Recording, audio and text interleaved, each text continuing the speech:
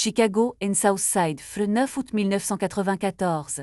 Devondacan Bennett naît dans un des quartiers les plus durs des États-Unis, un environnement qui forgera son identité et sa musique. Il grandit dans le complexe résidentiel de Empire Garden, plus connu sous le nom d'O-Block, un territoire affilié au gang des Black Disciples, dont son grand-père était une figure. Pour le public français, O-Block n'est pas juste une adresse. C'est l'épicentre de la scène N-Drill de Chicago, un genre musical né de cette violence et de ce désespoir. Très jeune, Devon est confronté au système judiciaire. Ses démêlés avec la loi le mènent à plusieurs séjours en prison, une expérience qui deviendra la matière première de ses récits. En prison, il se met à écrire. Il transforme les histoires d'O-Block en chroniques détaillées, posant les bases de son style unique, le N-Storytelling rap, cru et sans filtre. Son ami d'enfance, le rappeur Lil N-Duck, voit son potentiel. À sa sortie, N-Duck le prend sous son aile et le signe sur son label, And Only the Family What. Le nom N-King Frevon commence alors à résonner au-delà de Chicago.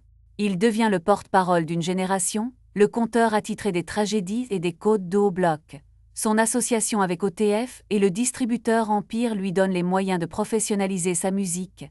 Le monde s'apprête à découvrir la force brute de ses histoires. En décembre 2018, N-King Frevon sort N Crazy Story Fr.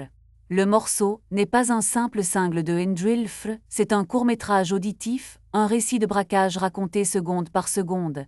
Le succès est immédiat. Le public est captivé par sa capacité à peindre des scènes avec une précision chirurgicale. N Crazy Story Fr est rapidement certifié platine par la RIAA. Il enchaîne avec plusieurs mixtapes qui confirment son talent. N Grandson Fr Vol, un en 2019, puis le Von N James Fr en 2020, qui atteint la 63e place du classement N Billboard Fr 200. Son style détonne. Là où beaucoup de rappeurs de N-Drill Fr se concentrent sur l'énergie et les ad-libs, Von construit des arcs narratifs complexes, avec des personnages et des rebondissements. Il ne se contente pas de raconter la violence, il la dissèque. Chaque morceau est une étude de cas, une plongée dans la psychologie de la rue qui fascine autant qu'elle dérange. Le 30 octobre 2020, il sort son premier véritable album studio, N Welcome Fr to N-O-Block Fr, un projet ambitieux, une fresque de son quartier qui s'avérera être son testament musical. L'album est acclamé par la critique pour son inauthenticité et la qualité de son écriture. N-King Frevon est au sommet de son art, prêt à devenir une superstar du rap américain. Une semaine après la sortie de l'album, il se rend à Atlanta en Géorgie pour célébrer ce succès. C'est un voyage promotionnel qui va tourner au drame absolu. Atlanta, 6 novembre 2020. Aux alentours de 3 heures du matin, N-King Frevon et son entourage se trouvent devant le Monaco, N-Rock Lounge, un bar à chicha du centre-ville. Un autre groupe est présent sur le N-Parking Fr. Il s'agit de l'équipe du rappeur de Géorgie Kando Rondo. Une tension palpable s'installe rapidement entre les deux clans. Selon les images de vidéosurveillance, une altercation verbale éclate. N-King Frevon s'approche du groupe adverse et une bagarre générale commence. Les coups pleuvent, la situation dégénère en quelques secondes. Soudain, des coups de feu retentissent. Un membre de l'entourage de Kando Rondo, N-Timothy Leaks Fr, connu sous le nom de l'Ultime, ouvre le feu. N-King Frevon, qui était désarmé, est touché à plusieurs reprises. 2 policiers d'Atlanta en civil, qui travaillaient comme agents de sécurité à proximité, interviennent et un nouvel échange de tirs a lieu. Le chaos est total. Gravement blessé, N-King Frevon est transporté dans une voiture privée vers un hôpital proche. Ses amis tentent de lui sauver la vie, mais ses blessures sont trop sévères. La nouvelle se répand comme une traînée de poudre.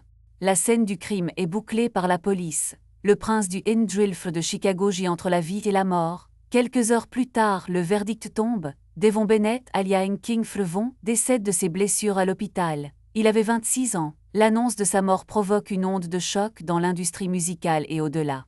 Des hommages affluent de la part d'artistes comme Lil N-Duck Fr, Chance N-De Fr rappé ou encore LeBron N-James Fr. Le tireur présumé, N-Timothy Leaks Fr, est lui-même blessé lors de la fusillade.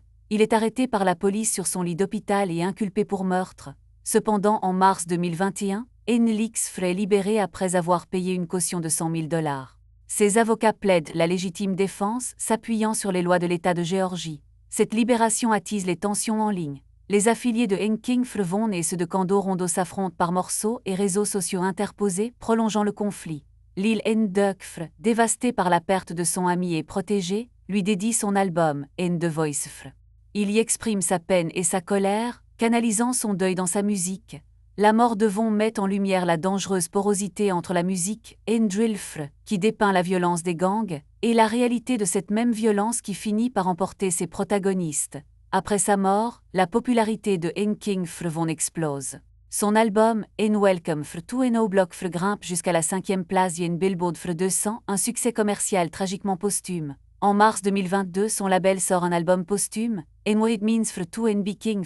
Le projet, compilé à partir de titres non publiés, débute numéro 2 des ventes aux États-Unis. Ces chiffres prouvent l'impact durable de sa musique. Son in-storytelling a marqué les esprits, créant une connexion profonde avec une audience qui se reconnaissait dans ses récits. L'héritage de King Von reste cependant complexe. Il est célébré comme un conteur de génie, mais aussi critiqué pour avoir, selon certains, banalisé une violence qui a fini par le rattraper. Son histoire est celle d'un talent immense, né dans un environnement qu'il a à la fois inspiré et condamné. Un artiste qui a documenté son monde avec une lucidité effrayante. En août 2023, les charges pour meurtre contre Intimacy Leaks sont abandonnées, les procureurs estimant ne pas pouvoir réfuter la thèse de la légitime défense au-delà du doute raisonnable.